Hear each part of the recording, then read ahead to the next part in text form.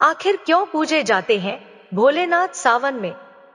मित्रों, बात उस समय की है जब ना तो मानव सभ्यता की पूर्ण स्थापना हुई थी और ना ही त्रिलोकों में संतुलन था। देवता और असुर दोनों ही अमरत्व की खोज में थे।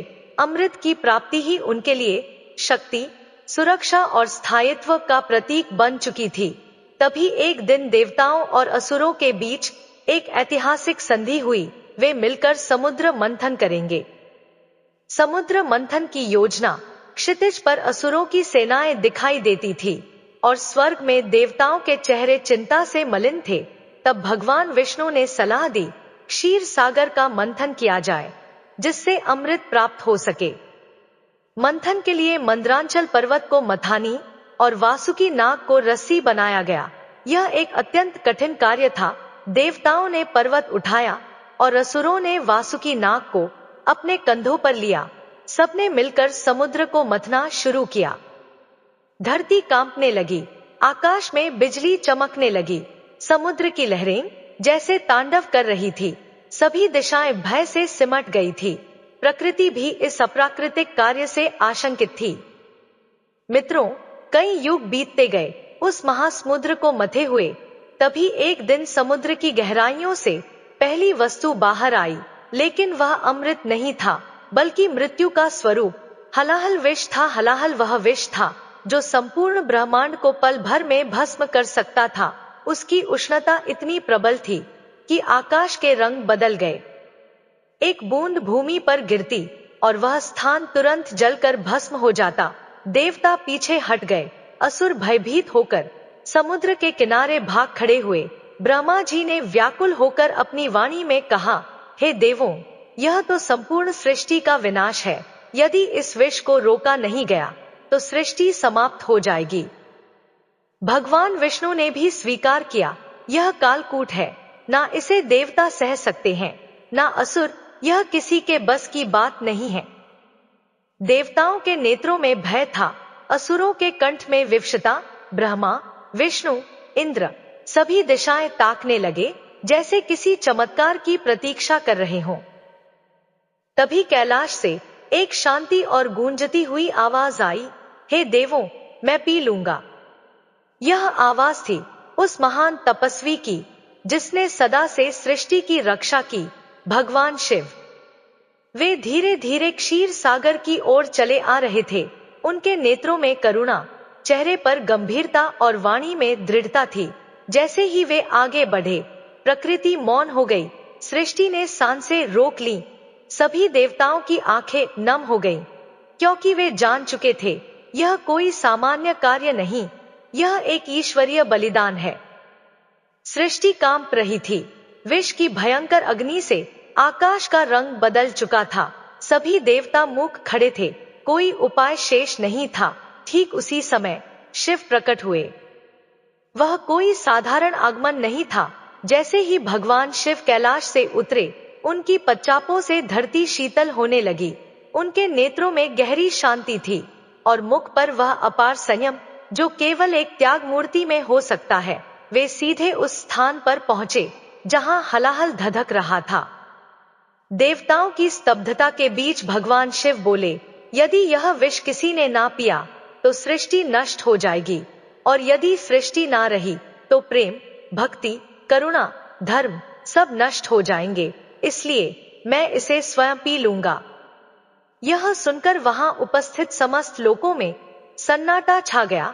ब्रह्मा जी, विष्णु जी और समस्त ऋषि मुनि स्तब्ध रह गए, लेकिन किसी के पास कोई विकल्प नहीं था। उसी क्षण दूर कैलाश पर बैठी माता पार्वती को जब यह समाचार मिला तो वो रो पड़ी। उनके हृदय में भय समा गया। वे शीघ्र ही उस स्थान पर पहुंची जहां शिव जी विष को ग्रहण करने वाले थे। उनके नेत्रों से अश्रुधारा बह रही थी। उन्होंने कांपती आवाज में कहा, हे स्वामी, आप यह क्या कर रहे हैं? यह विष आपकी मृत्यु का कारण बन सकता है। भगवान शिव मुस्कुराए और शांत स्वर में बोले, हे देवी भवानी, यदि मैं नहीं पीऊंगा तो यह सृष्टि नष्ट हो जाएगी। किसी को तो यह कर्तव्य निभाना होगा, और मुझे विश्वास है तुम्हारा प्रेम मुझे मृत्यु से भी बचा लेगा। मां पार्वती ने अपने हृदय की पीड़ा को त्याग में बदल दिया।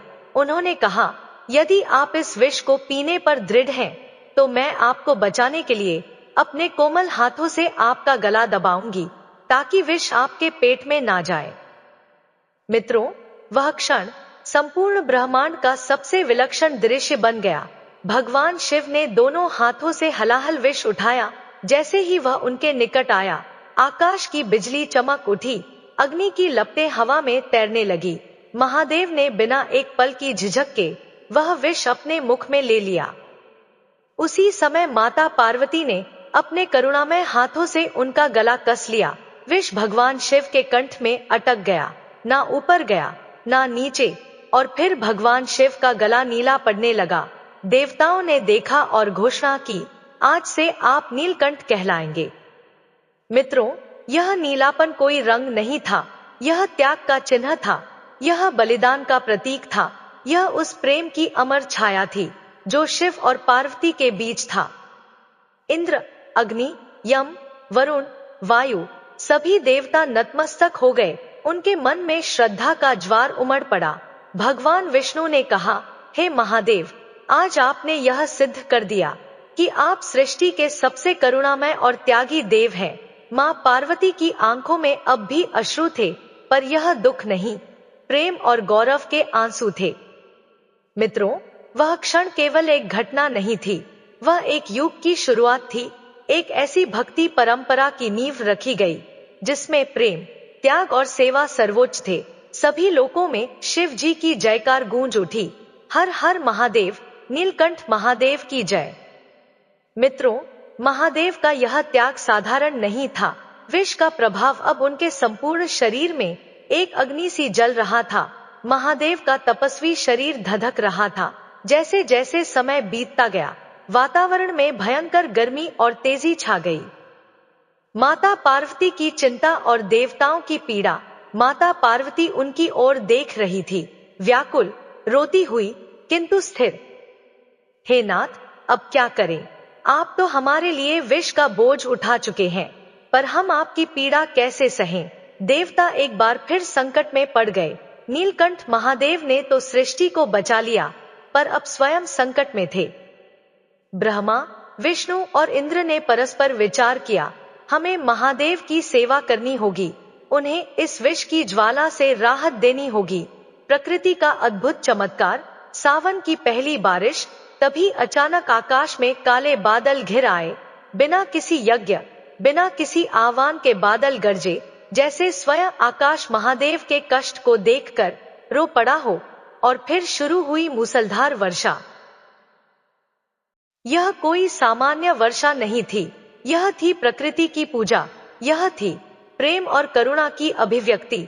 भगवान शिव के जलते शरीर पर जब पहली वर्षा की बूंदें पड़ी, तब उन्हें पहली बार शांति का अनुभव हुआ।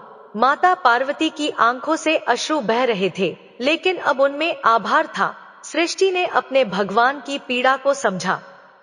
वह महीना जब यह चमत्कारिक वर्षा हुई, उसे कालांतर में सावन कहा गया। सावन यानी वह समय जब सृष्टि स्वयं महादेव की सेवा में लगी। पक्षियों ने गीत गाना शुरू किया, वृक्षों ने अपनी पत्तियों से वर्षा को समर्पण किया, हवाएं मंद मंद बहने लगीं, फूलों ने महक बढ़ा दी, नदियों की धारा तेज हो गई।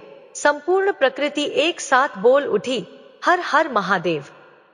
भगवान शिव अभिषेक की पहली पूजा इंद्रदेव ने सबसे पहले पहल की। हे महादेव, आपने हमारी रक्षा की है, अब हमारा कर्तव्य है कि हम आपकी सेवा करें। वहीं से प्रारंभ हुई शिव अभिषेक की परंपरा। देवताओं ने गंगा जल, दूध, दही, शहद, घी और सुवासित जल से शिव जी का अभिषेक किया। बेलपत्र अर्पित किए गए, धतूरा चढ़ाया गया, धूप दीप से पूजा की गई। पार्वती जी ने स्वयं शिव जी को पुष्प अर्पित किए और कहा, अब हर सावन में मैं यह व्रत रखूंगी, जब तक आपके शरीर की ज्वाला शांत नहीं हो जाती, मैं अन्न जल का त्याग करूंगी। यह दिन सोमवार था। उस दिन चंद्रमा शिव जी के मस्तक पर आसीन हुए और बोले, हे महादेव, मैं आपकी जटाओं में निवास करूंगा और आपको शीतलता दूंगा। चंद्रमा की शीतलता और गंगा का पावन जल मिलकर शिव जी के ताप को शमन करने लगे। मित्रों, वही सोमवार आज भी सावन का पहला सोमवार कहलाता है और यह शिव पूजा का सबसे पवित्र दिन माना जाता है। पार्वती जी के व्रत को देखकर ब्रह्मा जी बोले, हे देवी, आपका यह प्रेम और त्याग स्त्रियों के लिए उदाहरण बनेगा। हर स्त्री सावन में आपके समान व्रत रखेगी, केवल पति की लंबी आयु के लिए नहीं, बल्कि त्याग की भावना से। वह दिन एक नए अध्याय की शुरुआत थी, त्याग, सेवा, भक्ति और प्रेम के अध्याय की। और तभी से शुरू होती है सावन की पवित्र पूजा परंपरा। सावन की बारिश थम चुकी थी, लेकिन शिव जी के गले में अटका हलाहल अब भी जलन और ताप दे रहा था। सृष्टि उनकी सेवा में जुटी हुई थी, पर यह कोई एक दिन की सेवा नहीं थी, यह एक युग का समर्पण था। हर तत्व, जल, वायु, अग्नि, पृथ्वी और आकाश एक स्वर में शिव जी को शांत करने की चेष्टा कर रहे थे। परंतु इस त्याग के बाद जो दिव्य चिन्ह प्रकट हुए, वे केवल भक्ति की निशानियां नहीं थे, बल्कि ब्रह्मांडीय रहस्य भी थे। आइए मित्रों, जाने उन रहस्यों को जो शिव पूजा की परंपरा के प्रतीक बन गए। नंबर 1, रुद्राक्ष की उत्पत्ति। शिव जी ने भले ही विष को अपने गले में रोक लिया था, पर उनके भीतर की करुणा और प्रेम असाधारण था। जब वे चारों ओर भक्तों, देवताओं और पार्वती जी की सेवा भावना देख रहे थे, तो उनकी आंखों से अश्रुधारा बहने लगी। महादेव का यह आंसू दुख के नहीं थे, यह था सृष्टि के प्रति प्रेम, त्याग और करुणा के प्रतीक। जहां जहां ये आंसू गिरे, वहां धरती ने उन्हें अपने भीतर समाहित किया और कुछ समय पश्चात वहां उगे दिव्य वृक्ष, रुद्राक्ष के वृक्ष। हर रुद्राक्ष का बीज महादेव की एक एक भावना को समेटे हुए था। ब्रह्मा जी ने घोषणा की, रुद्राक्ष को धारण करने वाला शिव की कृपा का पात्र बनेगा। यह कोई साधारण माला नहीं, यह स्वयं शिव का आशीर्वाद है। और तभी से सावन में रुद्राक्ष पहनकर शिव पूजन का विशेष महत्व माना गया। नंबर 2, नागों की सेवा और शिव के गले में नाग का वास। हलाहल विष के प्रभाव से शिव जी का गला जैसे धधक रहा था। उस अग्नि को शीतल करने के लिए स्वयं नागलोक से नाग देवता उपस्थित हुए। वासुकी नाग, जो समुद्र मंथन में रस्सी बने थे, उनका कर्तव्य अधूरा नहीं था। वे बोले, हे महादेव, आपने हमारे कुल को मान दिया, अब हमारी बारी है आपकी सेवा की। शेषनाग, वासुकी और अन्य नाग देवताओं ने शिव जी के गले में लिपटकर उन्हें अपनी शीतल ऊर्जा प्रदान की। तभी से शिव जी के गले में नाग का वास स्थायी हो गया। वासुकी शिव के आभूषण नहीं, उनके सेवक और संरक्षक बने। शेषनाग बोले, हर सावन में नाग पंचमी मनाई जाएगी, लोग हमें पूजेंगे, क्योंकि हमने भी शिव सेवा में योगदान दिया है। नंबर 3, धतूरा, विष का उत्तर और भक्ति का प्रतीक। शिव जी ने जो हलाहल पिया था, उसकी कुछ बूंदें उनके गले से बाहर भी निकली, जो पृथ्वी पर गिरी। जहां यह विष गिरा, वहां ना कोई फूल उगा, ना कोई वृक्ष, बल्कि उगा एक कंटीला, विषैला, मगर अनोखा पौधा, धतूरा। आम पौधों से बिल्कुल विपरीत, यह विष में पनपा था। किंतु जब शिव जी की पूजा में यह अर्पित किया गया, तो उन्होंने उसे स्नेहपूर्वक स्वीकार किया, क्योंकि धतूरा भी विष का उत्तर था। उसने सिखाया, जो विष को भी स्वीकार कर सके, वही सच्चा भक्त है। तभी से धतूरा शिव जी का प्रिय बन गया और सावन में विशेष रूप से चढ़ाया जाता है। नंबर 4, भांग, विष को शमन करने की औषधि। जब शिव जी के शरीर की ज्वाला असहनीय हो गई, तो पार्वती जी ने वैद्य ऋषियों से उपाय पूछा।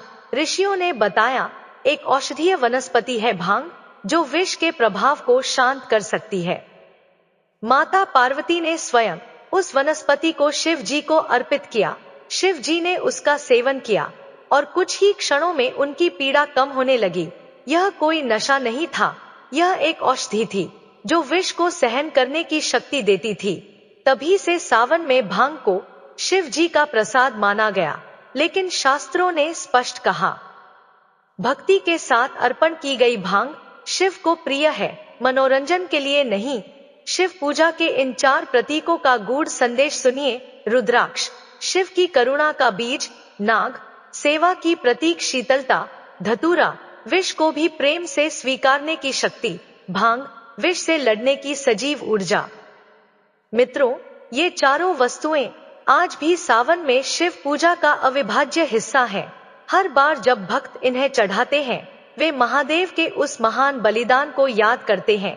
मित्रों, सच्ची भक्ति वही है जो विष को भी प्रसाद समझे, जो सेवा को ही पूजा माने और जो प्रेम को ही जीवन का मार्ग बनाए।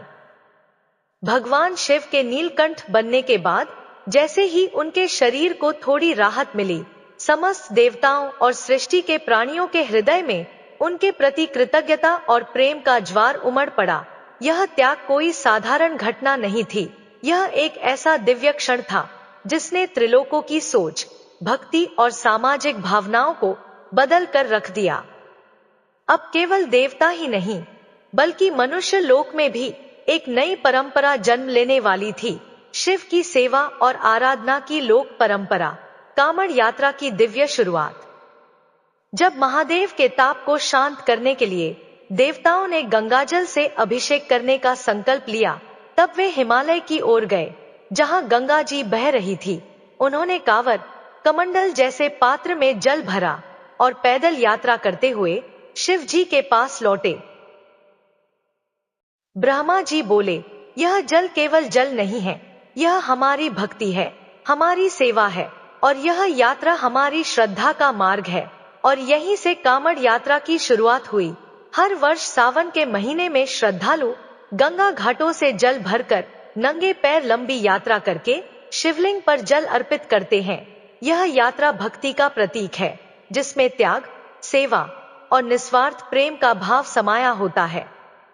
भजन, कीर्तन और बोल बम का आरंभ जब देवता शिव जी का अभिषेक कर रहे थे, उस समय गंधर्वों ने वीणा, मृदंग और शंख के साथ मधुर भजन गाने आरंभ किए। उनके गीतों में कोई दिखावा नहीं था, केवल शिव के गुणों की स्तुति थी, उनके त्याग, साहस और करुणा की महिमा का गान। शिव जी के नेत्र धीरे धीरे बंद हो गए। उन्हें यह संगीत ऐसा लगने लगा मानो उनकी पीड़ा संगीत की लहरों में बह रही हो। बोल बम, हर हर महादेव, यह नारा उन्हीं गीतों का लोक संस्करण बना। सावन में कांवड़ यात्रा करते समय भक्त इस नारे को गाते हैं। यह नारा न केवल उत्साह बल्कि त्याग की याद है। माता अनुसुया और स्त्री शक्ति का उदय। भगवान शिव की आराधना देखकर सती अनुसुया भी उपस्थित हुईं। उन्होंने पार्वती जी के व्रत और सेवा को देखकर कहा, हे देवी, आपने केवल एक पत्नी का धर्म नहीं निभाया, बल्कि संपूर्ण स्त्री जाति का गौरव बढ़ाया है। अनुसुया जी ने भी व्रत रखा, पूरे सावन अन्न जल का त्याग करते हुए। उनके व्रत से त्रिदेव इतने प्रसन्न हुए कि उन्होंने उन्हें आशीर्वाद दिया, आज से जो भी स्त्री सावन में सच्चे मन से व्रत करेगी, उसे पति की लंबी उम्र, गृहस्थ सुख और धर्म की प्रतिष्ठा मिलेगी। तभी से स्त्रियों द्वारा सावन में व्रत रखने की परंपरा शुरू हुई। सप्तर्षियों की सेवा और यज्ञ। सप्तर्षियों ने मिलकर शिव जी के ताप को शांत करने के लिए विशेष यज्ञ किया। इस यज्ञ की अग्नि से जो धुआं निकला, उसमें औषधीय गुण थे जो विष के प्रभाव को कम करते थे। यज्ञ के साथ साथ दीप जलाए गए, धूप अर्पित की गई और तभी से सावन में धूप दीप जलाने की परंपरा आरंभ हुई। सामाजिक एकता का अद्भुत संदेश। इस घटना ने केवल देवताओं और ऋषियों को नहीं, बल्कि समाज को भी बदल दिया। अब लोग समझ चुके थे कि सच्चा धर्म जाति, वर्ग, धन या जन्म से नहीं, सेवा, भक्ति और त्याग से होता है। मित्रों, सावन का महीना वह समय बन गया जब सभी जाति भेद मिटाकर एक ही दिशा में मुड़ जाते थे, शिव जी की भक्ति में। मित्रों, सावन में मंदिरों में, गांवों में, घाटों पर, जंगलों में, हर जगह एक समानता और भक्ति की बहार बहने लगी। मित्रों, सावन की वह रात जब शिव जी ने विष को अपने कंठ में रोककर नीलकंठ रूप धारण किया, वह केवल त्रिलोक के लिए नहीं, अपितु भक्ति के युग की भी शुरुआत थी। यह वह क्षण था जिसने पूजा की परंपराओं को जन्म दिया, मंत्रों को जीवित किया और भक्तों को सिखाया, भक्ति केवल विधि नहीं, एक भावना है। मित्रों, जब भी आप सावन में शिव जी की पूजा करें तो याद रखिए, जल चढ़ाना केवल परंपरा नहीं, दिव्य सेवा है। बेल पत्र चढ़ाना केवल धार्मिक कृत्य नहीं, श्रद्धा का पुष्प है। हर हर महादेव बोलना केवल नारा नहीं, संपूर्ण आत्मसमर्पण है। मित्रों, शिव वही है जो हर हृदय में बसते हैं, सावन वही है जो सेवा में बीतता है, और भक्ति वही है जो अपने अहंकार को शिव जी के चरणों में समर्पित कर दे। मित्रों, वीडियो कैसी लगी कमेंट करके जरूर बताएं। वीडियो को लाइक शेयर करें और हमारे चैनल को सब्सक्राइब करें। बोलिए मित्रों, ओम नमः शिवाय, हर हर महादेव।